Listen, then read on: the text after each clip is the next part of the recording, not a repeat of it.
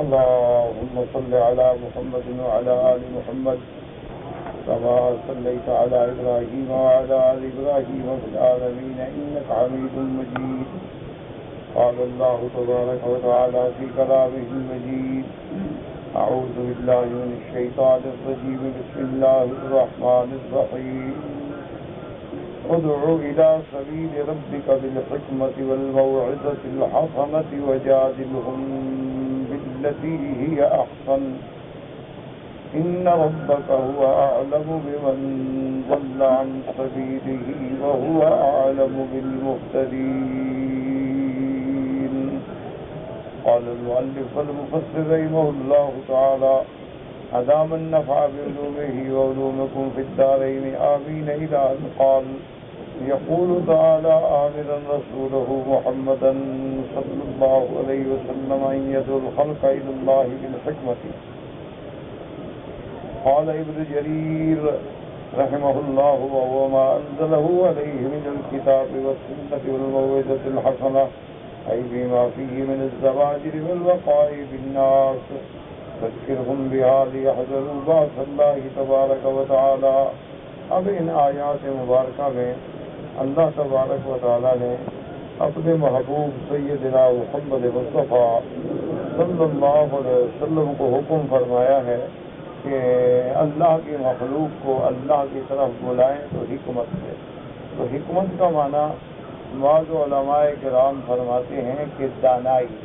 حکمت کا معنی ہوتا ہے دانائی، یعنی دانائی سے دعوت دیں، بڑی اسلوب حکیمانہ سے دعوت دیں، کیونکہ وہ دعوت جو ہے وہ اثر کرتی ہے دوسرے کے دل میں.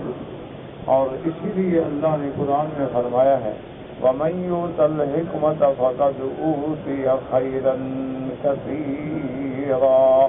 اللہ نے جس کو حکمت عطا فرمائی تو اس کو بہت بڑی بھلائی عطا فرمائی. تو یہ ایک اسلوب ہے.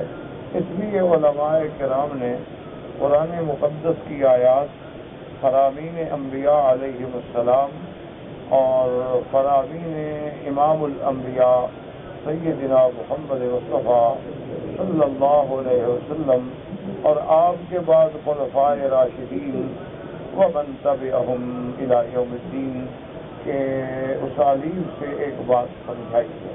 سب سے پہلی بات تو یہ یاد رکھیں کہ انسان نے جب کسی کو دعوت دینی ہو، اللہ کے دین کی طرف بلانا ہو یا اللہ کے احکام کی طرف بلانا ہو، تو سب سے پہلی بات تو یہ ہے کہ وہ اپنے اندر کمال پیدا کرے. کیونکہ جب تک آدمی خود کامل نہیں ہوتا تو وہ دوسرے کے لیے کامل نہیں بن سکتا. اس لیے علماء کی اصطلاح میں کہتے ہیں کہ سب سے پہلے کامل لذات ہی، کہ پہلے اپنی ذات کو کامل بناؤ، اس کے بعد کامل لغیر ہی، پھر دوسرے کی ہدایت کا ذریعہ بنو. اس کی سب سے بہتر مثال جو ہے وہ یہ ہے کہ میرے آقا نے رحمت للعالمین سیدنا محمد مصطفیٰ صلی اللہ علیہ وسلم کے بارے میں صحیح احادیث ہیں کہ حضور نے خود فرمایا کہ حبب الیہ الخلا، کہ حضور پاک کی وحی آنے سے پہلے کچھ اللہ نے طبیعت میں ہی ایسی بات ڈال دی کہ حضور کو جلوت پسند نہیں تھی، حضور کو خلوت پسند ہے. یعنی حضور پاک مکے والوں سے علیحدہ، گھر والوں سے علیحدہ، حتیٰ کہ سیدہ خدیجۃ الکبریٰ رضی اللہ تعالی عنہا جیسی محسنہ اور عظیمہ شان والی بی، لیکن حضور اس کو بھی چھوڑ کے وہ دور غار حرا میں تشریف لے جائے. اب آپ خود اندازہ کریں، آج کل تو غار حرا خیر کوئی مسئلہ نہیں ہے، کیونکہ اب تو جبل نور گویا اب شہر کے اندر ہے، سارا شہر ہے، مارکیٹیں ہیں، بازاریں ہیں، روشنیاں ہیں، لائٹ ہے. لیکن 1400 سال پہلے اندازہ لگائے نا کہ غار حرا کیا ہوگا. وہ تو بالکل یعنی جبل نور جو ہے ایسے معلوم ہوتا تھا. جب ہم چھوٹے چھوٹے پڑھتے تھے یہاں قرآن شریف حفظ کرتے تھے تو جبل نور تو بڑی بات ہے. یہ مسئلہ کے آخر میں ایک برقع ہوتا تھا، وہاں تک ہم نہیں جا سکتے تھے ڈر کے مارے، کیونکہ کوئی آبادی نہیں، کوئی روشنی نہیں. وہ گیس رکھے ہوئے ہوتے تھے کمیٹی کی طرف سے راستے میں. اچھا کوئی گیس بجھ گیا تو سارا علاقہ گلی اندھیرا ہو گئی. تو ڈر کے مارے یعنی ہم وہاں تک نہیں جاتے۔ یہ محلہ مصطلح میں آپ نے دیکھا ہوگا جہاں اشارہ ہے، ٹریفک کا اشارہ ہے مصطلح، اس کے بالکل ساتھ رباط کی، اسی میں پیدا ہوا۔ تو یہ رباط تک جانا جو ہے نا وہ مشکل ہوتا تھا۔ ہم بیٹھے رہتے تھے کہ والد صاحب فارغ ہوں تو ان کی انگلی پکڑ کے جائیں گے، کتنا ڈر لگتا تھا۔ یعنی یہ ایسے معلوم ہوتا تھا علماء فرمائے کہ اندھیرا ہی اندھیرا ہے اور جنگل ہی جنگل۔ تو اور 1400 سال پہلے کیا ہوگا اسی سے آپ اندازہ لگا لیں۔ اور اس وقت میرے آقا کا، سرکار دو عالم کا غار حرا میں اکیلے جا کے بیٹھنا، اور ایک دن نہیں ہفتہ مہینے بیٹھے رہے، رات اور دن بالکل ساری کائنات سے کٹ کے اللہ کے نبی بیٹھے ہیں، کیا بات کیا، وہ وجہ کیا ہے؟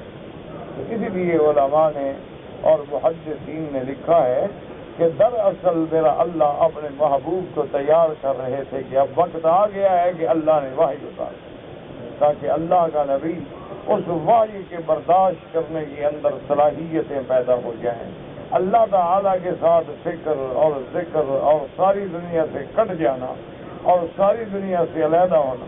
حضور کبھی کبھی گھر تشریف لے آتے، ایک آدھا رات مکے میں گزارتے، تو صبح بی خدیجہ پھر سامان بنا دیتی، اور سامان کیا تھا؟ ستو اور مشکیزہ پانی تھا اور کچھ چنے، یہ لے کے حضور پھر غار میں تشریف لے جاتے، اور وہاں رات دن نہ روشنی ہے، نہ بلب ہے، نہ بندہ ہے، اور اکیلے بیٹھے ہیں اللہ کے پیغمبر، بس ایک فکر ہے اور ذکر ہے، اسی کا خیال ہے۔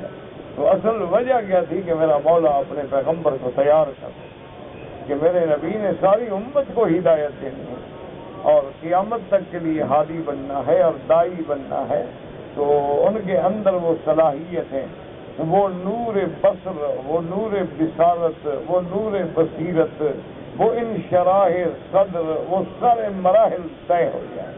اچھا، اس کے بعد جب اللہ نے جبریل بھیج دیا، پھر بھی حکم ملا کیا کہ قم اللیل الا قلیلا نصفه وانقص منه قلیلا او زد علیہ۔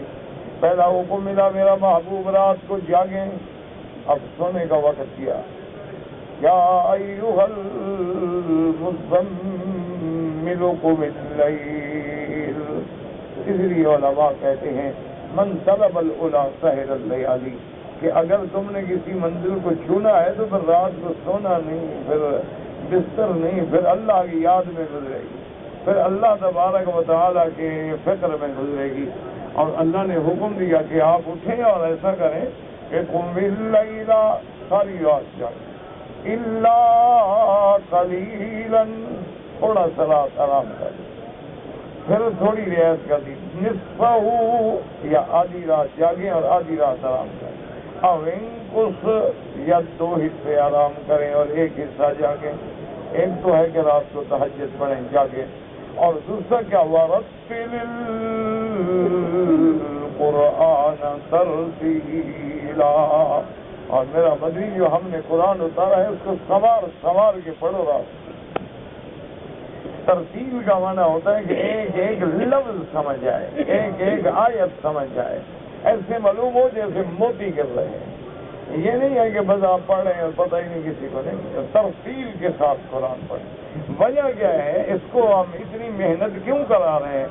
فرمایا انا سنلقی علیک قولا ثقیلا، میرے محبوب ہم آپ پہ ایک بڑی شان والی بات، شان والا کلام اتارنے والے ہیں۔ انا سنلقی علیک قولا ثقیلا، اور رات کو جاگنے کا حکم کیوں دیا ہے؟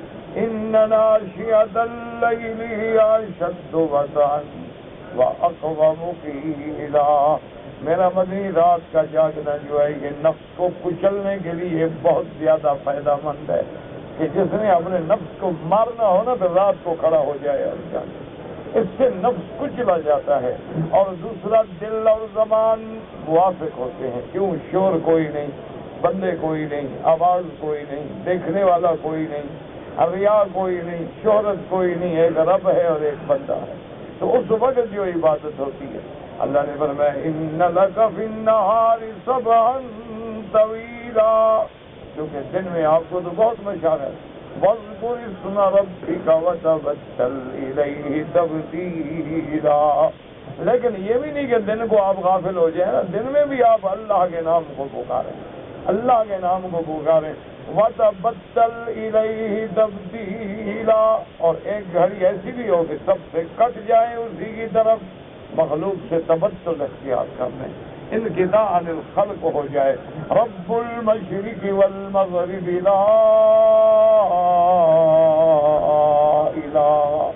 لا الہ الا هو فاتخذہ وکیلا. اس رب کی طرف جو مشرق و مغرب کا رب ہے، کوئی معبود نہیں، اسی کو اپنا وکیل بنائیں. میرا محبوب آپ بس میرے ذکر میں آ جائیں، اپنے کام مجھ پہ چھوڑ دیں، آپ اپنے کاموں کی ذمہ داری مجھ پہ چھوڑ دیں، میں آپ کے سارے معاملات کو نبھاؤں.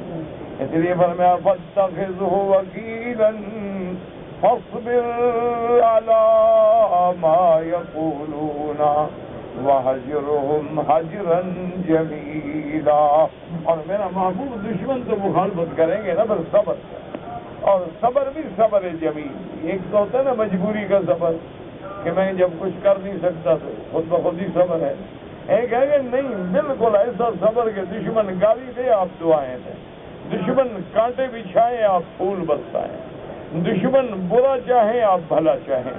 تو اس لیے یاد رکھیں کہ جتنے اولیاء اللہ ہیں نا، اللہ ان کی قبروں پہ کروڑوں رحمتیں فرمائے. اولیاء اللہ جتنے ہیں ان سب کا جو اسلوب ہوتا ہے نا کسی کی اصلاح کا، وہ یہی قرآن کی آیت ہے، یہی وہ سبق ہے جو اللہ کے اولیاء نے حضور سے سیکھا کہ بھئی کسی کی اصلاح کرنی ہے تو کیا ہے، وہ کہیں گے رات کو جاگو. اسی لیے بزرگ فرماتے ہیں کہ اگر اللہ کو راضی کرنا ہے اور کسی مرتبے پہ پہنچنا ہے تو پھر یاد رکھو کیا، قلت منام. یاد رکھ لیں یہ اولیاء اللہ کے نسخے ہیں. اللہ توفیق دے آپ کو بھی ہمیں بھی. ہم تو اولیاء اللہ کے خادم ہیں، ہم تو ان کے دروازے کے غلام ہیں، ہم تو ان کی جوتیوں کو اپنے سر کا تاج سمجھتے ہیں. یہ کبھی کبھی جو مجھے ہوتا ہے نا دورہ کوئی پیروں کے خلاف یا مولویوں کے خلاف، ایک کاروباری لوگوں کے خلاف، یہ جو مداری ہیں جنہوں نے اللہ کے اولیاء کو بدنام کر رکھا ہے، وہ مولوی جو میری طرح گندے ہیں. ورنہ جو علماء ہیں یا اولیاء ہیں ہم تو ان کے دروازے کے غلاموں کے غلام. تو یہ ایک نسخہ یاد کر لیں، شاید آپ کے بھی کام آ جائے. تو پہلا سبق وہ یہ پڑھاتے ہیں جناب کہ قلت طعام، کہ کھانا کم کر دو. اگر کچھ پیٹ کو نور سے بھرنا ہے نا، تو اگر وہ پہلے ہی گندگی سے بھرا ہوا ہے تو پھر نور کہاں داخل ہوگا. پہلے اگر 2.5 کلو آپ نے چاول ڈالے ہوئے ہیں ماشاءاللہ، اور 2 کلو اندر ڈالڈا ہے، تو پھر اللہ کا ذکر کہاں سے گھسے گا. سب سے پہلا سبق جو ہے قلت طعام، یاد رکھو کھانا کم کر. دوسرا سبق کیا ہے، قلت منام، سونا بھی کم کر. کھانا کم، سونا کم. تیسرا سبق یاد رکھو کیا ہے، قلت کلام، کہ بولنا بھی کم کر. بس ان 3 چیزوں پر اگر قابو کر لو نا، یہ پھر رستے آگے اللہ پاک عطا فرما دے. اور تم کہو گے جناب سارا دن میں بک بک بک بک کرتا رہوں اور کوئی پوچھے نہ پوچھے، یہ شروع ہے. سیاست پہ بحث ہے، اور صدارت پہ بحث ہے، وزارت پہ بحث ہے، حکومت پہ بحث ہے، پورے عالم کی ساری پالیٹکس پہ بحث ہے. اور پوچھو کام کیا کرتے ہو، کہ جھاڑو دیتا ہوں بلدی. دیکھو دماغ کتنا وسیع ہے.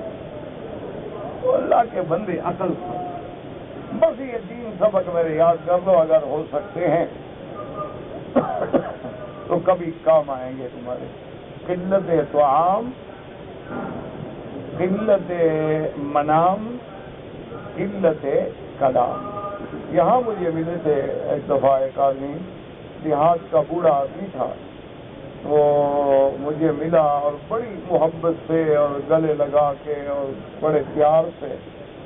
میں نے پوچھا بابا آپ کون ہیں؟ کہنے لگا میں وہ آدمی ہوں کہ تمہارے والد جب پڑھنے آئے تھے ہمارے اس گاؤں میں ایک عالم تھے بہت بڑے، ان کی خدمت میں آئے تھے پڑھنے کے لیے. تو اس بزرگ نے کہا کہ بھائی پڑھانے کے لیے تو میں تیار ہوں، لیکن روٹی کا انتظام نہیں ہے. پڑھانا تو میرے بس میں ہے نا، میں پڑھاؤں گا آپ کو، لیکن کھانا کہاں سے لاؤں؟ مدرسے میں روٹی ہے نہیں. تو انہوں نے کہا کہ میرے باپ نے کہا تھا کہ جی ایک وقت کی روٹی جو ہے وہ میں دوں گا. تو آپ کے والد نے کہا کہ حضرت آپ مجھے پڑھانے سے انکار نہ کریں، میں ایک وقت کی روٹی پہ گزارا کروں گا. تو آپ کے والد وہاں 2 سال پڑھے اور صرف ایک وقت روٹی کھاتے، اور وہ روٹی میرے گھر سے جاتی تھی. روٹی کیا ہوتی تھی؟ کبھی سوکھی روٹی، کبھی باجرے کی روٹی، کبھی گوار کی روٹی، کبھی کوئی گندم کی روٹی اور ساگ، کبھی دال، کبھی کچھ نہیں ہوتا تھا تو بصل کو توڑ کے اوپر رکھ کے دے دیتے تھے. اور وہی ایک روٹی جو ہے تمہارے والد آدھی دن کو کھاتے تھے، آدھی رات کو کھاتے تھے، اور 2 سال میل میں نہ پڑا.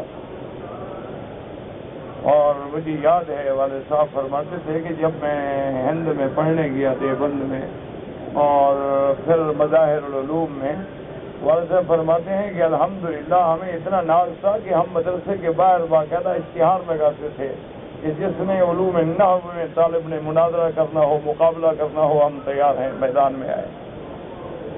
تو بھوکے رہے تو پھر علم بھی آیا نا. اگر ہم نے حضرت یہ پیزے اور برگر اور میکڈونل کھا کے پڑا ہے تو آتا بھی تو کچھ نہیں. جیسے شاگرد ملے ویسے استاد ملا.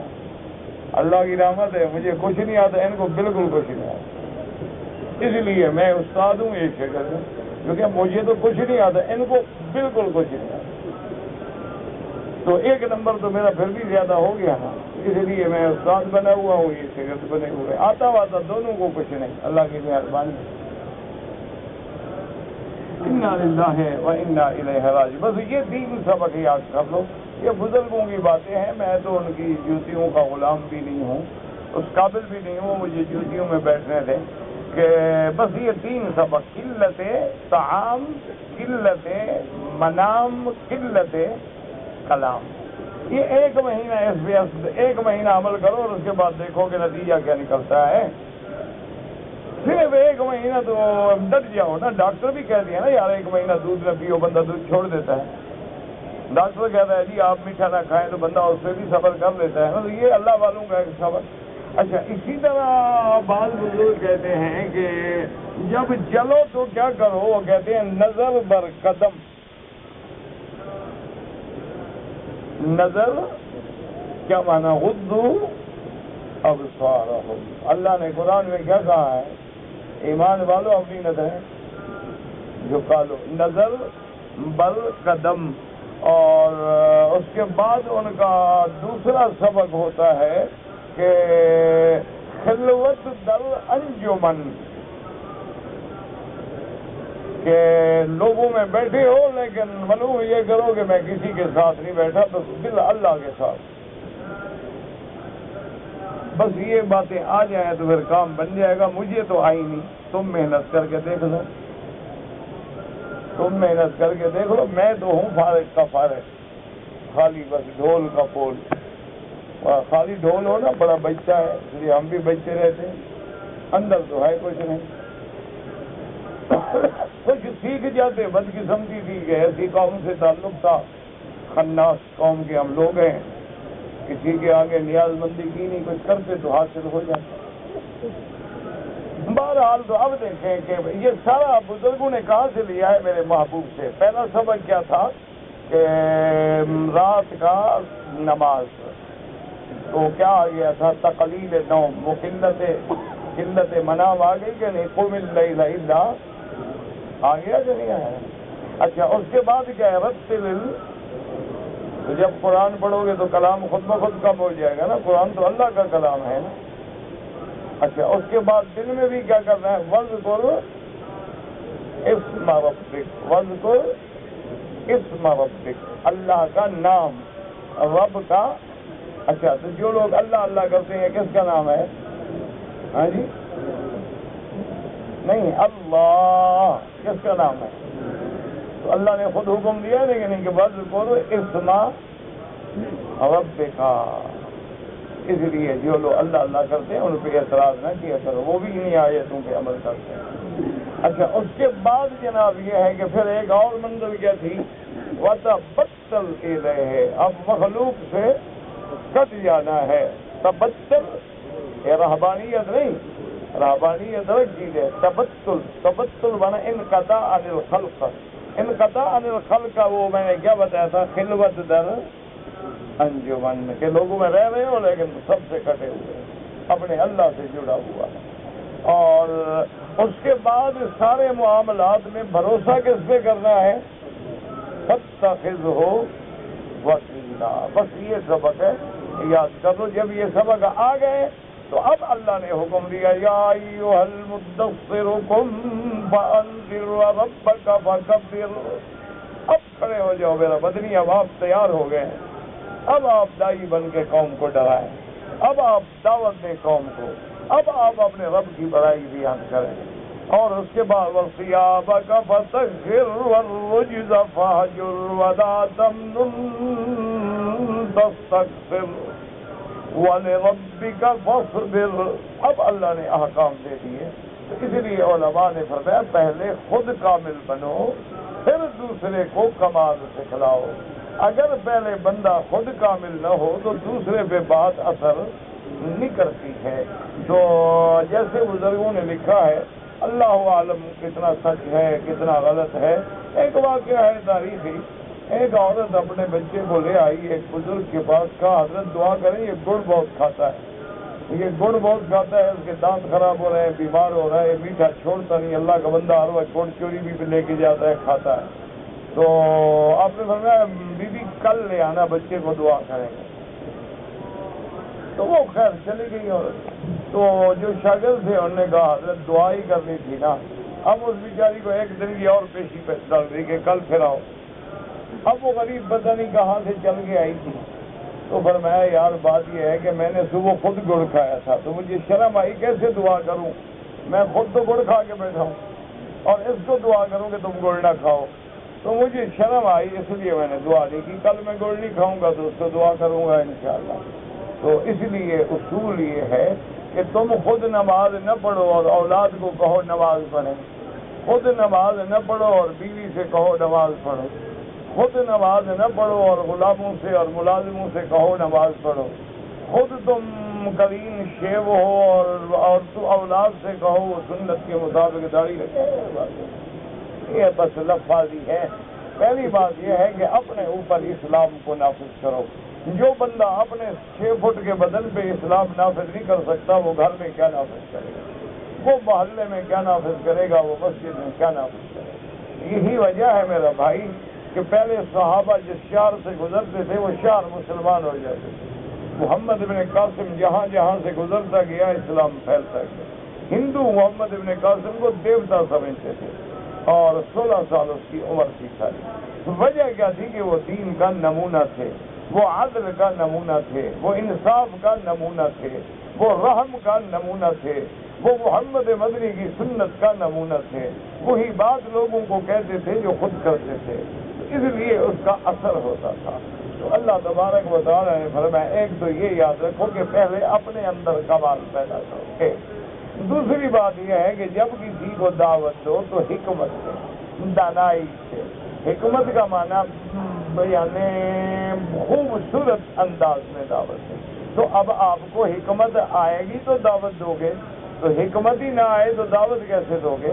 تو لہذا جب حکمت سے دعوت دینا ہے اور اسی طرح مواعظ حسنہ کے ساتھ کہ ہر وقت اب لوگوں کو جہنم سے ڈراؤ، جہنم جہنم جہنم جہنم، تو پھر وہی بات ہو جائے گی کہ ایک مولوی صاحب تقریر کر رہے تھے کہ قیامت والے دن پل صراط ہوگی اور بال سے باریک ہوگی اور تلوار سے تیز ہوگی اور ایسا ہوگا ایسا ہوگا ایسا ہوگا۔ ایک جٹ میرے جیسا بے وقوف کو بیٹھا تھا، وہ کھڑا ہو گیا، انہوں نے کہا مولوی صاحب سیدھی بات کرو کہ رستہ ہی نہیں ہے وہاں، سیدھی بات کرو، بس سیدھی بات کرو کہ وہاں راستہ ہی نہیں ہے جانے کا۔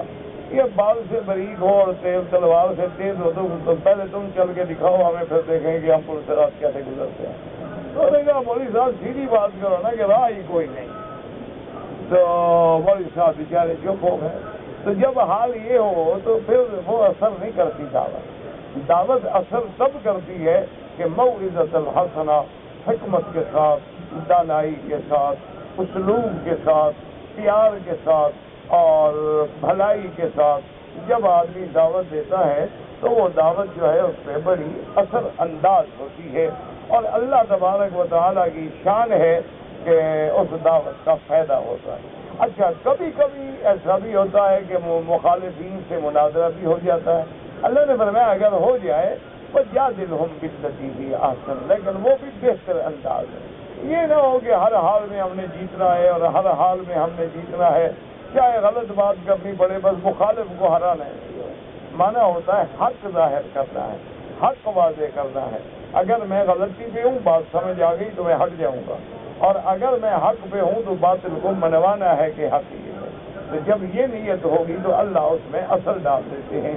اللہ تو یہی دیکھا نہیں ہے کہ موسیٰ علیہ السلام اکیلا فرعون کے سامنے کھڑا ہے، آخر جیت کس کی ہوئی؟ موسیٰ علیہ السلام.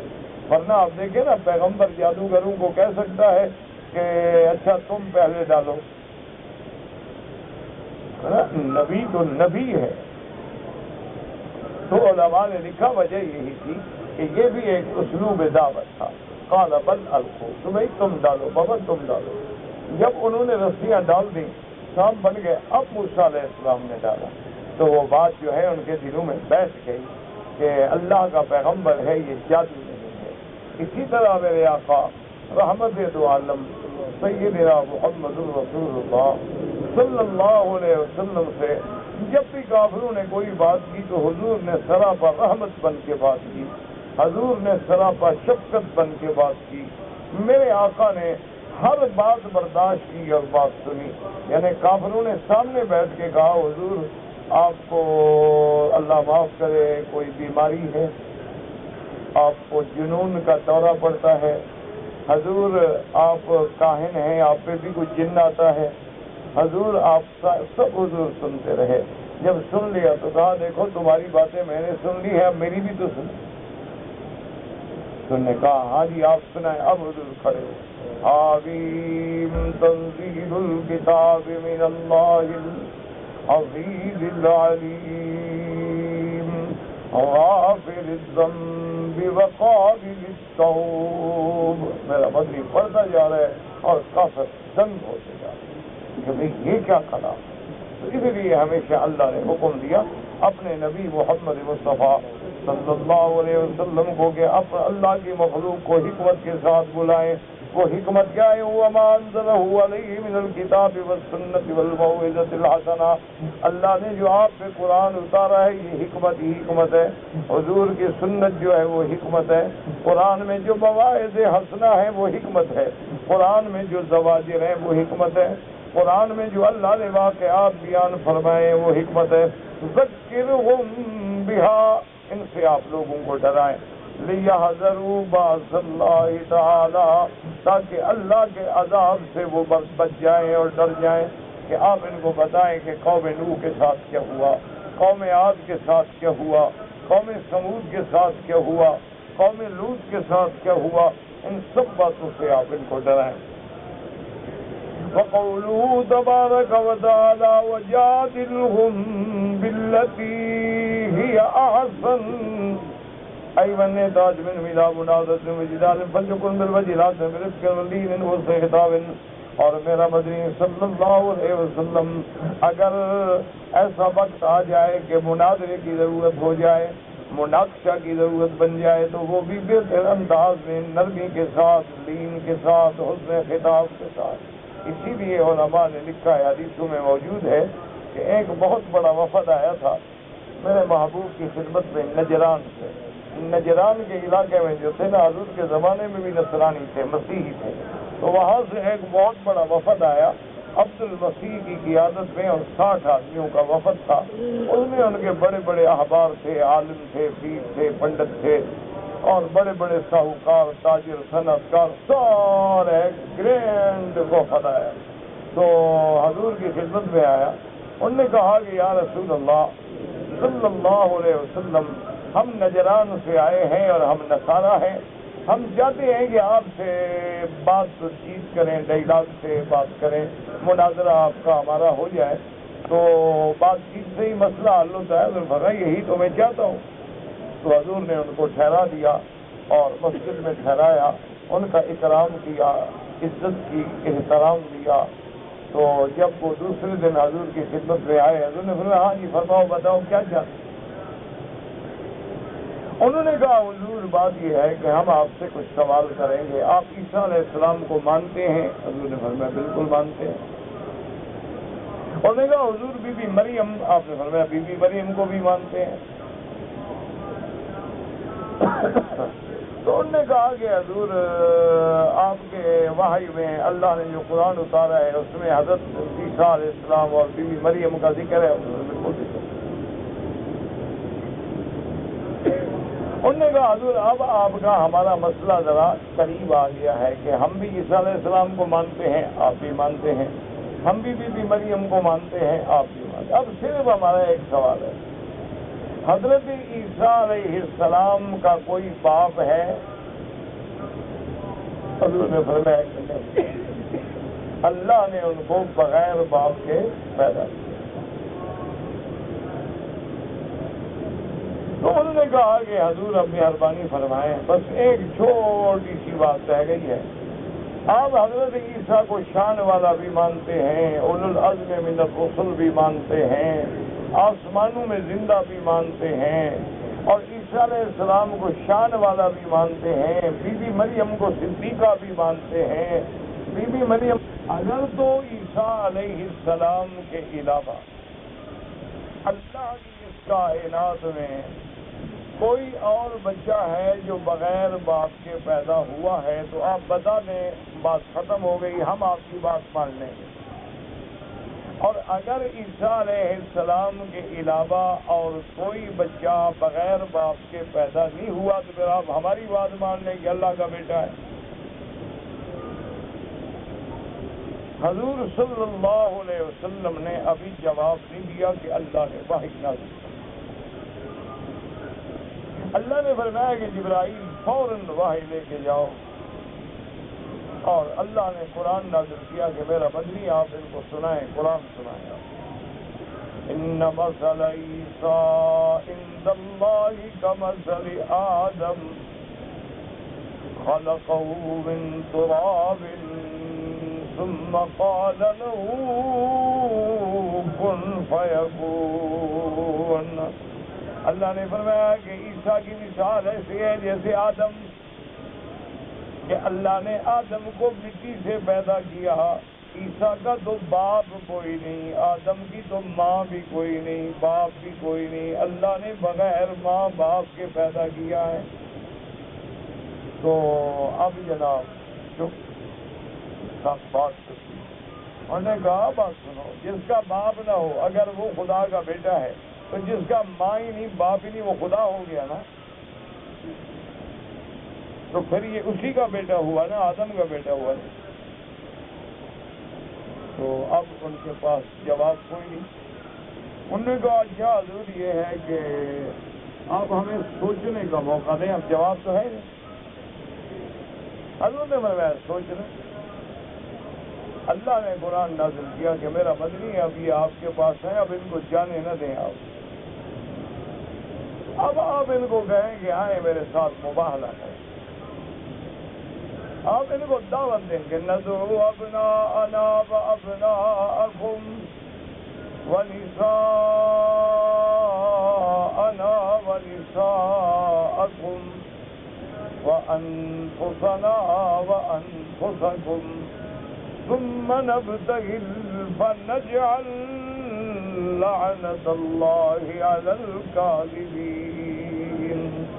اللہ نے فرمایا میرا مدنی آپ ان کو دعوت دیں کہ آؤ وہ نصرانی ہو، آؤ نجران والو، تم بھی اپنی اولادوں کو لے آؤ، میں بھی اپنی اولادوں کو لے آتا ہوں، تم بھی اپنے گھر والوں کو لے آؤ، میں بھی اپنے گھر والوں کو لے آتا ہوں، اور کھلے میدان میں کھڑے ہو کے اللہ سے دعا کرتے ہیں، اللہ کے آگے ذالی کرتے ہیں، عاجزی کرتے ہیں، اللہ کے آگے گر گراتے ہیں کہ مولا ہم دو میں سے جو بھی ناحق ہے، جو بھی جھوٹا ہے اس سے لعنت بھیج اور اپنا عذاب بھیج دے۔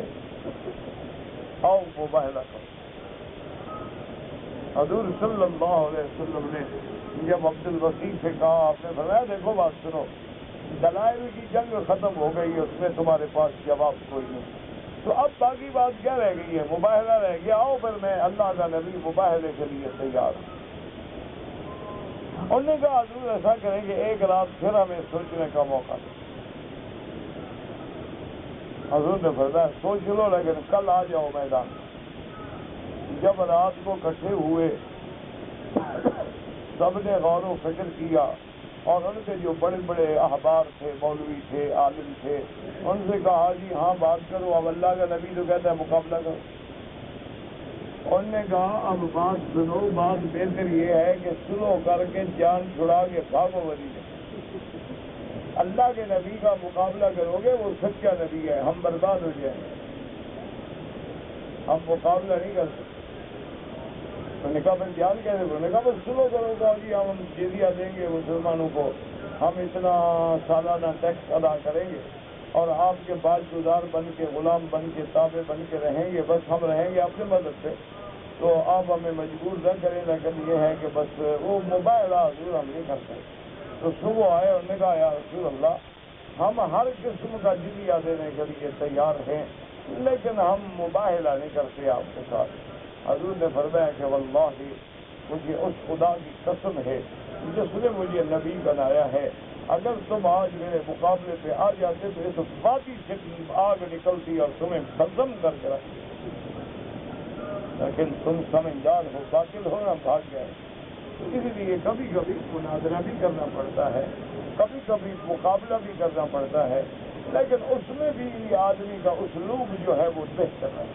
اور اس کے بعد فرمایا ان ربک هو اعلم، اور فرمایا ولا تجادلوا اهل الكتاب الا بالتي هي احسن الا الذين ظلموا منهم۔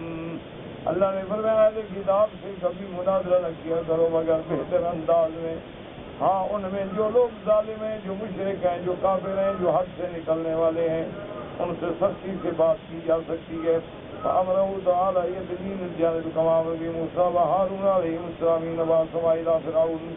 اللہ نے جب موسیٰ علیہ السلام اور ہارون علیہ السلام کو فرعون کے پاس بھیجا، ان کو بھی حکم فرمایا تھا فَقُولَا لَهُ قَوْلًا لَّيِّنًا قَوْلًا لَّيِّنًا لَّعَلَّهُ يَتَذَكَّرُ أَوْ يَخْشَىٰ۔ اللہ نے فرمایا میرے نبی نرم بات کہنا، ان ربک هو اعلم بمن ضل عن سبیلہ۔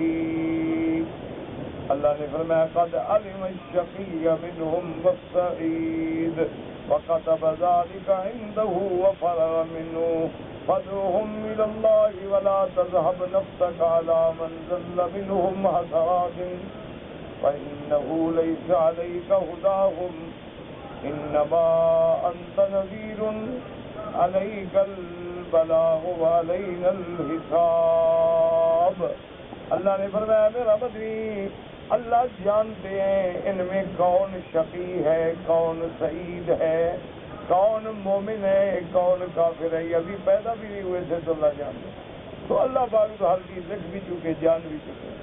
آپ کا کام یہ ہے کہ فادعوہم الی اللہ، اللہ کی توحید کی طرف ان کو دعوت دیں۔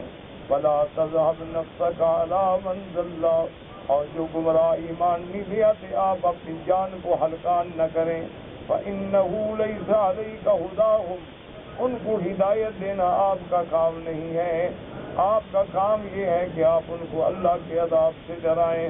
علیک البلاغ، آپ کے ذمے اللہ کا دین پہنچانا ہے، وعلینا الحساب، باقی حساب لینا قیامت میں وہ اللہ کے ذمے ہے۔ آپ دین پہنچاتے رہیں، جو مان جائے مان جائے، نہ مانے نہ مانے۔ انک لا تہدی من احببت، اللہ نے فرمایا میرے محبوب آپ جس کو محبوب رکھے اس کو ہدایت دینے میں نہیں آپ دے سکتے، کیونکہ توفیق ہدایت جو ہے وہ میرے اللہ کے ہاتھ میں ہے۔ جیسے اللہ نے فرمایا لیس علیک ھداھم ان کی ہدایت آپ کے ہاتھ میں نہیں، ولیکن اللہ یہدی من یشاء، ہدایت اللہ کے ہاتھ میں ہے، اللہ جس کو چاہے دے۔ بلال الحبش صہیب روم، کہ بلال حبش سے آیا جنت کا حقدار، صہیب روم سے آئے، سلمان فارس سے آئے، اور جو مکے میں پیدا ہوئے، جو زمزم کے پانی پہ پلے، وہ جہنمی بن گئے۔ یہ اللہ کے ہاتھ میں ہے۔ اس لیے دعا کریں کہ اللہ تبارک و تعالی ہماری بھی ہدایت کا فیصلہ فرمائے، اللہ ہمیں ہدایت دیں، اور دعا کریں کہ اللہ شفا کاملہ عطا فرمائے۔ آپ میرے لیے دعا کیا کریں، میں آپ کے لیے، اللہ ہر بیمار کو شفا دے۔ اللہم اشفنا واشف مرضانا ومرضى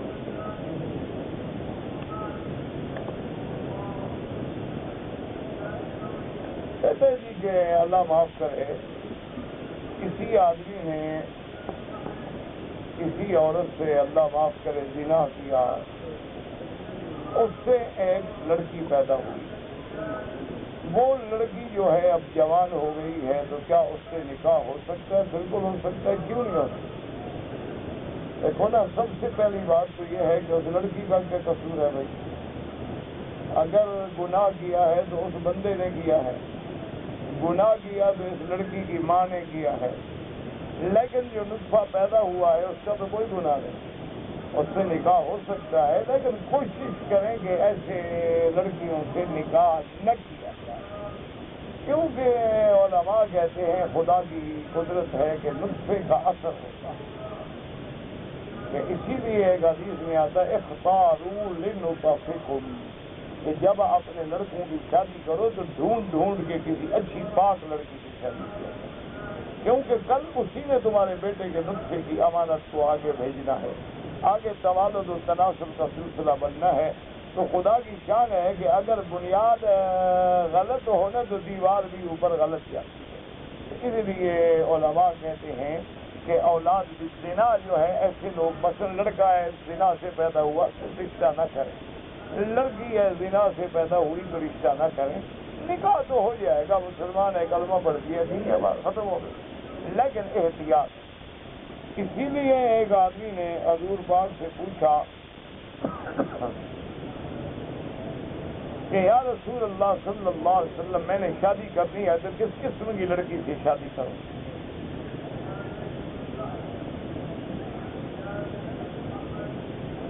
حضور نے فرمایا کہ جب آدمی شادی کرتے ہیں لنسبہا لحسبہا جمالہا ودینہا ومالہا ودینہا، کہ آدمی جب شادی کرتا ہے یا تو دیکھتا ہے کہ بڑا خاندان، یا دیکھتا ہے کہ بھائی پیسے والے لوگ ہیں، میرا لڑکا بن جائے گا، لڑکی پیسے والی ہے، ان کا ماں باپ پیسے والے ہیں، تو اپنے داماد کو آگے بڑھائیں گے تو میرے لڑکے کا مستقبل اچھا ہو جائے۔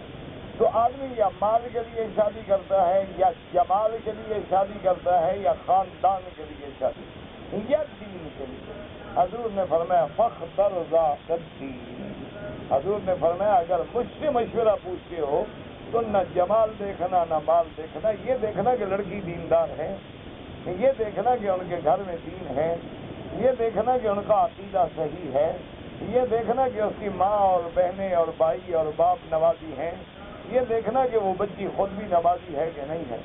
حضرت لاہوری رحمۃ اللہ علیہ کی خدمت میں لاہور میں ایک آدمی آیا، کوئی بڑا آدمی تھا، تو اس نے کہا کہ حضرت میں اپنی بیٹی جو ہے جوان ہو گئی ہے اور بالغ ہو گئی ہے، اور میں چاہتا ہوں کہ آپ کے کسی طالب علم کو، اچھا نوجوان ہو، پڑھا لکھا ہو، عالم ہو، تو اس کو لڑکی دے دوں گا۔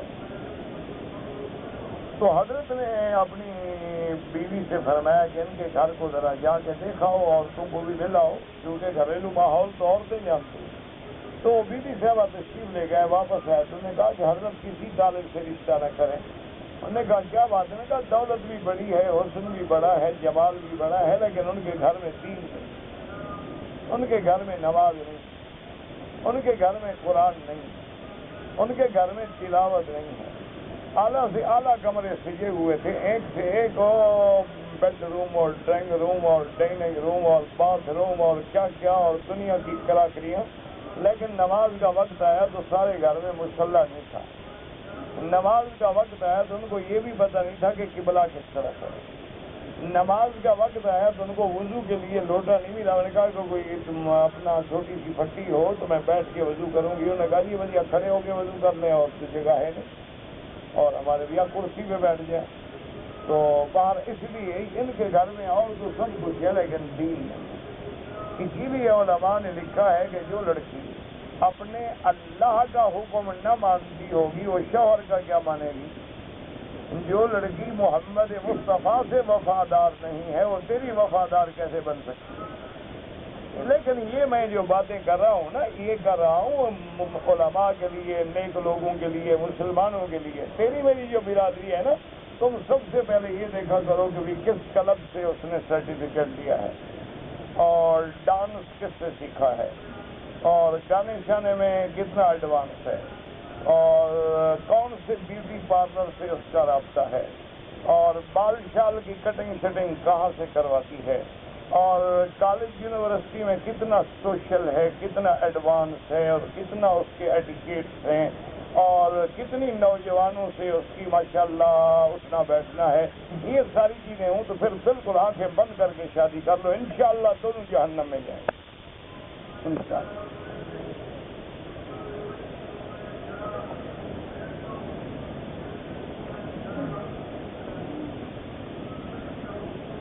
ایک آدمی نے کہا ہے کہ میں صرف فجر کا نماز پڑھوں گا. بڑی مہربانی جناب, بہت مہربانی. دیکھو نا آپ فجر کی بھی نہ پڑھو تو ہم کیا کر رہے ہیں. ہاں جی یہ بڑی احسان نہیں ہے, کہتے صرف فجر کا پڑھوں گا اور نہیں کر سکتا.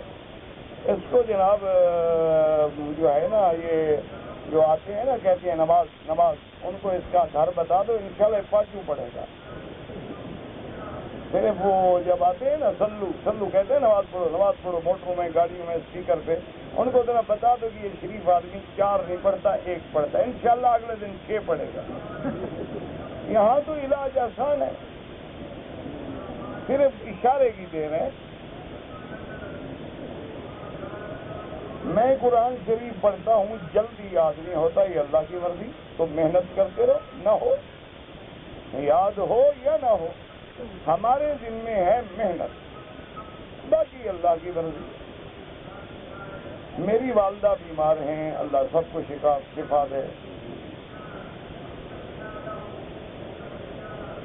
ایک عورت نے شادی کیا, شوہر مر گیا. اس عورت نے دوسری شادی کی. اس عورت نے پہلے والے شوہر کی بیٹی دوسرے شوہر کی بیوی کے بیٹے کو دی. کوئی حرج نہیں, کچھ نہیں ہوتا. میرا والد بیمار ہیں, اللہ سب کو شفا عطا فرمائے. اللہ مجھے بھی دعا کریں, میرے گھر کے لیے بھی میرے لیے بھی. اللہ بیماریاں پریشانیاں ظاہری باطنی روحانی جسمانی نفسانی, ہم عاجز ہیں, ہم کسی امتحان کے قابل نہیں. ہم تو صرف مولا تیری نظر کرم چاہتے ہیں. اگر طواف کے دوران احرام پھٹ جائے تو ہم سلائی کر سکتے ہیں, کوئی عرض نہیں. سلائی بھی کر سکتے ہیں, احرام بدل بھی سکتے ہیں.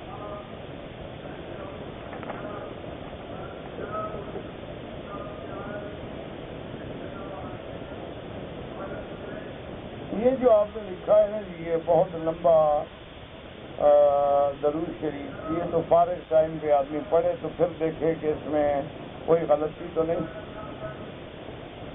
اگر کوئی بال احرام میں ٹوٹ جائیں کوئی دم نہیں, کوئی جرمانہ نہیں. جرمانہ تب ہے کہ حالت احرام میں جان بوجھ کے اپنے بال کاٹے. یہ نہیں کہ اب ہاتھ لگایا ٹوٹ گئے, وضو کیا ٹوٹ گئے, مسا کیا ٹوٹ گئے, پانی لگایا ٹوٹ گیا, کوئی بات نہیں, کچھ بھی نہیں ہوتا. کچھ جب جرمانہ ہی نہیں ہے تو آپ کیوں ویسے صدقہ کرو حرم میں, اللہ 1 کا لاکھ دیں گے.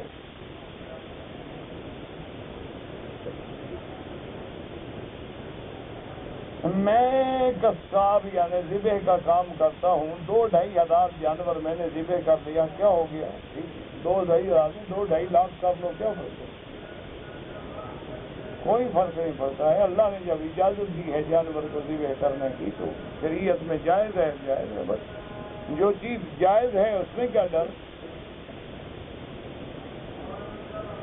حضرت بلال کی اذان جو ہے وہ عرش والے بھی سنتے تھے. عرش پہ تو اللہ کی ذات ہے وہ سنتے تھے. آپ کی بھی سنتے ہیں, صرف حضرت بلال کی نہیں, آپ بھی جو بول رہے ہیں اللہ سنتے ہیں. کہتے جی عورت اور مرد میں مونج کا بھی تو فرق ہوتا ہے. ہاں جی اور بھی فرق ہوتا ہے. عورت بچہ جنتی ہے تم نہیں جن سکتے, اور فرق نہیں, بہت فرق ہے.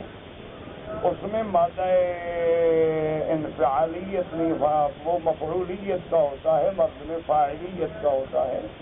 بڑا فرق ہے. جہاں تک داڑھی کا تعلق ہے تو یہ اللہ کے رسول کا حکم ہے. اور دوسری بات یہ بھی یاد رکھیں, میرا ایمان ہے صرف یعنی محبت میں نہیں, بالکل سوچ سمجھ کے کہ اللہ نے جتنے نبی بھیجے ہیں وہ ہر لحاظ سے با جمال بھی تھے, با کمال بھی. اللہ نے ان کو جمال بھی دیا, کمال بھی دیا, اور سب سے زیادہ جمال حضرت یوسف علیہ السلام کو, اور ان سے بھی زیادہ جمال محمد رسول اللہ صلی اللہ علیہ وسلم. اسی لیے بی بی عائشہ صدیقہ رضی اللہ تعالی عنہ فرماتی ہیں کہ مصر کی عورتوں نے جمال یوسف دیکھا تھا تو انگلیاں کاٹ بیٹھی.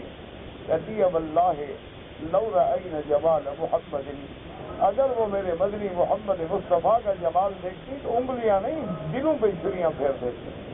تو اللہ نے حضور کو ایسا جمال دیا. تو میرا ایمان ہے کہ داڑھی جو ہے یہ جمال اور خوبصورتی کا حصہ ہے. اگر یہ جمال کے خلاف ہوتی اللہ نبیوں کو داڑھی نہ دیتے, پیدا ہی نہ ہوتی. یعنی اگر یہ داڑھی حسن کے خلاف ہے, جمال کے خلاف ہے, وقار کے خلاف ہے, مردانیت کے خلاف, تو اللہ اپنے نبیوں کو ایسی چیز دیتے, پیدا ہی نہ ہوتی. اللہ ان کو بالکل ہمیشہ بغیر داڑھی کے رکھتے. تو اس لیے داڑھی جو ہے دراصل یہ صرف قوت مردانگی نہیں بلکہ اللہ نے مرد کے لیے جمال بھی داڑھی میں رکھا ہے. اسی لیے میں نے عرض کیا تھا نا کہ عرب کا ایک محاورہ ہے کہ زینت الجبال اللحا, کہ پہاڑوں کی زینت جو ہے وہ سبزہ ہوتا ہے. جن پہاڑوں پہ سبزہ ہو تو بڑے خوبصورت نظر آتے ہیں. اور زینت الرجال اللحا, اور مرد کی زینت داڑھی ہوتی ہے. وہ زینت النساء الحیا, اور عورت کی زینت جو ہے وہ حیا میں ہوتی ہے. عورت کی بیوٹی جو ہے وہ اندر سے پھوٹتی ہے, یہ باہر میک اپ شیک اپ سے نہیں ہوتی ہے. یہ تو آپ 2 کلو پاؤڈر لے کے چہرے پہ تھپ لیں تو معلوم ہوگا کہ کوئی جانور آ گیا ہے جنگل سے. اس سے کوئی خوبصورت حیا کا نام ہے کہ جتنی عورت با حیا ہوگی اتنی خوبصورت ہوگی. تو اس لیے باقی آپ رکھیں نہ رکھیں داڑھی آپ کی مرضی ہے. ہم نے آپ کو سنت رسول بتا دی ہے, سنت انبیاء بتا دی ہے. باقی ایک طرف انبیاء ہیں, ایک طرف تمہاری بیوی ہے, جس کو چاہو راضی کرو. میں بہت ہی چھوٹا تھا, میرے گھر کے لوگوں نے مل کر مجھ سے میرے ہاتھوں میرے والد کا قتل کرا. اتنے چھوٹے تھے کہ باپ کو مار ڈالا. انا للہ ہے. بہرحال میرا عزیز اب تو ایک ہی حل ہے کہ توبہ کرو. اللہ مغفرت کرنے والے ہیں, اور والد کا قتل اللہ معاف فرمائے, اللہ معاف. بہرحال اور اس کے بعد یہ ہے کہ ان کے جتنے باقی ورثاء ہیں ان سے یا تو معافی مانگو یا ان کو جا کے منانے کی کوشش کرو, اور رات دن اللہ کے آگے توبہ کرو, اور اپنے والد کے لیے صدقہ جاریہ, کو مسجد بناؤ, کو مدرسہ بناؤ, کو پانی کا انتظام کرو, کو طبیب لگاؤ. شاید ہو سکتا ہے اللہ قیامت میں معاف کر دیں, اور وہ باپ بھی معاف کر دیں, کیونکہ باپ تو باپ ہیں, وہ والدین تو پھر بھی معاف کر دیں. اب یہ بہانے نہ بناؤ کہ تم چھوٹے تھے اور گھر والوں نے تمہیں مجبور کیا اور تمہیں شعور ہی نہیں آیا. بندہ کو مار لیا, شعور ہی نہیں آیا. یہ بہانے ہیں, سیدھی بات ہے. اللہ جانتے ہیں, تم بھی جانتے ہیں. میں نے احرام ادا کرنے کے بعد, سر مڈانے کے بعد جا رہا تھا تو مجھے کسی آدمی نے ہاتھ سے عطر لگا دیا. اب آپ نے سر مڈا دیا, احرام کھل گیا, عطر لگاؤ, جو مرضی ہے لگاؤ. کوئی بات نہیں. میں نے جب عمرہ کیا تو طواف کے پہلے 3 چکروں میں کندھے سے کپڑا ہٹانا بھول گیا. کوئی بات نہیں، ثواب نہیں ملا، جرمانہ کوئی نہیں. طواف کرتے ہوئے اگر چکروں کی تعداد بھول جائے تو جو تمہارا گمان غالب ہے، مثلا ایک خیال ہے کہ 6، ایک خیال ہے کہ 7، زیادہ خیال ہے کہ 7، تو اسی پہ عمل کر لو. کہتے نہیں کہ کوئی ایسا گناہ ہے کہ اس کی معافی ہی نہ ہو، کیوں آپ وہی کرنا چاہتے ہیں؟ بڑے شریف آدمی ہو. لوگ تو پوچھتے ہیں کہ گناہ ہو معافی ہو، آپ کہتے ہیں ایسا گناہ بتاؤ معافی نہیں. شرک کی معافی نہیں ہے. اگر شرک پہ مر جاؤ تو ان اللہ لا یغفر ان یشرک بہ ویغفر ما دون ذلک لمن یشاء. لیکن اللہ بچائے شرک سے. خدا خدا کرو.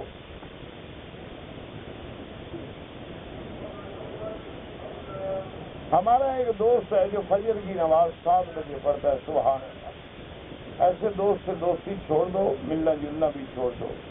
جو آدمی نماز عمدن چھوڑتا ہے، عمدن لیٹ کرتا ہے، بہت بڑا گناہ ہے. اللہ تبارک و تعالیٰ اس کو ہدایت دے. اگر فجر کی 2 سنتیں نہیں پڑھی تو نماز کے بعد بھی پڑھ سکتے ہو اور سورج نکلنے کے بعد بھی پڑھ سکتے ہو. اسی طرح اگر آپ نے ظہر کی سنتیں نہیں پڑھی تو نماز کے بعد پڑھ لیں. اگر ہم مدینہ منورہ میں جائیں تو روضہ مبارک پہ جب صاف کھڑے ہوں تو بالکل آپ جائیں، ادب سے جائیں، غسل کریں اور پاک صاف کپڑے پہنیں، خوشبو لگائیں اور بڑے ادب سے مسجد نبی میں داخل ہوں اور دایاں پاؤں پہلے رکھیں. بسم اللہ والصلاۃ والسلام علی رسول اللہ، اللہم اغفر لی ذنوبی وافتح لی ابواب رحمتک، یہ پڑھتے ہوئے درود پڑھتے ہوئے چلے جائیں. روضۃ من ریاض الجنہ میں موقع ملے تو سبحان اللہ، ورنہ پورے حرم میں جہاں موقع ملے 2 رکعت نماز تحیۃ المسجد پڑھیں، کیونکہ اللہ کا حق جو ہے وہ حضور کے حق سے مقدم ہے. اور جب 2 رکعت تحیت پڑھ لیں تو پھر درود شریف پڑھتے ہوئے ادب کے ساتھ اور ایسے چلیں کہ آپ کے پاؤں کی آواز بھی پیدا نہ ہو، کیونکہ وہ مقام ادب ہے، مقام احترام ہے. اور پھر حضور کے روضے کے سامنے آ کے کھڑے ہو جائیں اور پڑھیں الصلاۃ والسلام علیک یا رسول اللہ. نہ اتنے قریب کھڑے ہوں کہ جالی سے لگ جائیں اور نہ اتنے دور کھڑے ہوں کہ جس کو دور سمجھا جائے، بلکہ اور نہ زور سے پڑھیں کہ بالکل چیخ کے اور نہ آہستہ پڑھیں. اور جب صلاۃ و سلام پڑھیں تو گویا ایسا تصور کریں کہ جیسے آپ اللہ کے نبی کے سامنے ہیں اور حضور پہ سلام پڑھ رہے ہیں، اور سلام جو بھی یاد ہوں آپ کو، الصلاۃ والسلام علیک یا رسول اللہ، الصلاۃ والسلام علیک یا حبیب اللہ، الصلاۃ والسلام علیک یا خیر خلق اللہ. اور اس کے بعد پھر سیدنا ابو بکر پہ سلام پڑھیں، پھر سیدنا عمر پہ سلام پڑھیں اور اس کے بعد پھر آگے جا کر قبلے کی طرف رخ کر کے اللہ تبارک و تعالیٰ سے دعا مانگیں. کہتے جی میں نے پہلے حجر اسود کو 2 دفعہ بوسہ دیا ہے اور آج کل رش بہت ہے، دھکے ملتے ہیں. نہ بھی ملے کوئی بات، کوئی بوسہ دینا فرض نہیں، واجب نہیں، مل جائے الحمدللہ، نہ ملے الحمدللہ. ایک آدمی نماز جنازہ مولوی صاحب ہیں، وہ اونچی آواز سے پڑھاتے ہیں. ایسا ایسا روز نئے مسئلے نکلیں گے نا بھائی. آج تک تو ہم نے نہیں سنا تھا، ابھی ماشاءاللہ نئے نئے محقق، نئے نئے مجتہد، نئے نئے علماء پیدا ہو رہے ہیں اور نئے نئے مسائل آ رہے ہیں. بہرحال بھائی ہم نے تو نہ پڑھا ہے، نہ سنا ہے، نہ دیکھا ہے، تو اللہ انہیں بھی سمجھ دے اور ہمیں بھی سمجھ دے. میں نے کراچی سے احرام باندھا، میں شوگر کا مریض تھا، میں پیشاب نہ روک سکا، میرے احرام خراب ہو گئے. ہوٹل میں آیا، میں نے 2 گھنٹے کے لیے کپڑے پہن لیے اور وہ احرام دھویا اور پھر احرام باندھ کے عمرہ کیا. کوئی بات نہیں، آپ کا عمرہ ٹھیک ہو گیا. لیکن آپ نے چونکہ 2 گھنٹے کے لیے کپڑے سلے ہوئے پہنے ہیں تو 4-5 ریال خیرات کرتے ہیں. ویسے کوئی جرمانہ نہیں، نہ بھی کریں خیرات تو کچھ بھی ہوگا، لیکن احتیاط اسی میں ہے کہ صدقہ کر دیں. میں نے ایک آدمی کو پیسے دیے تھے قرضہ، اس نے قرض حسنہ کے بدلے میں ایک مکان بطور رہن مجھے دیا تھا. اب وہ بندہ بھی مر گیا، خودکشی کر گیا، اور اس کے بچے جو ہیں وہ اس مکان میں رہتے ہیں. تو کیا میں ان پیسوں کو زکوٰۃ میں بدل دوں؟ یعنی جو پیسے ڈوب جائیں وہ اللہ کے، جو تمہارے پاس ہیں وہ تمہارے. دیکھو کیسا سمجھدار مسلمان ہے. یعنی جو قرضہ ڈوب گیا ہے وہ تو خدا کے کھاتے میں ڈالنا چاہتا ہے، اور جو پیسہ گھر میں ہے وہ حضرت کا ہے، وہ جناب آپ زکوٰۃ میں نہیں ڈال سکتے. ایک سنت مؤکدہ فجر یہ ظہر میں نے بتایا ہے، پہلے نہ پڑھ سکو بعد میں پڑھ لو.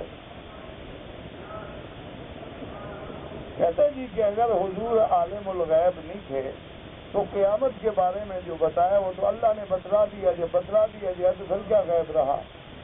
بھئی عقل کرو. دیکھو نا مسئلہ نہیں ہوں سمجھ، میرے احساس میں کیا ہے اب غیب ہے، اگر میں کھول دوں پھر تو غیب نہیں ہے نا. تو اللہ نے بتلا دیا، وہ تو اطلاع علی الغیب ہے، علم غیب تو نہیں. اللہ نے مطلع کر دیا، اللہ نے ظاہر کر دیا، اللہ نے اپنے نبی کو خبر دے دی. تو جو بتلا دیا وہ غیب کیا ہوا؟ کہتے ہیں جی میں نے ایک عورت کی حجر اسود سے چیخ سنی تو میرا دل کانپ گیا. دل تو کانپ گیا، لیکن عورتوں کو بھی تو سمجھائیں کہ چیخیں نکلوانے کے لیے حجر اسود پہ کیوں جاتی ہے. حجر اسود پہ جانا کو فرض ہے، واجب ہے، اس کے بغیر مکے کی حاضری نہیں ہوگی. کیا ہے حجر اسود کا بوسہ دینا سنت ہے، اور غیر مرد کو بدن لگے تو حرام ہے. جو عورتیں غیر مردوں کو لگ کے بوسہ دیتی ہیں بغیر ثواب کے، لعنت لے کے گھر چلی جاتی. میں نے جس لڑکی سے شادی کیا اس کی لڑکی کے والد کا نام جو اصلی ہے وہ نور البشر ہے. یہ ہمارے بنگالی بھائی ہوگا نا، یہ نام ان کے ہوتے ہیں مشر، اور قمر سے اور بشر سے اور شجر سے اور حجر سے نیچے تو ہوتے ہی نہیں ہیں. تو اب اقامے میں نور الاسلام لکھا گیا، بندہ تو وہی ہے نا. تمہیں کیا فکر ہو گیا؟ تمہارا نکاح پکا ہے، اور پھر تمہارا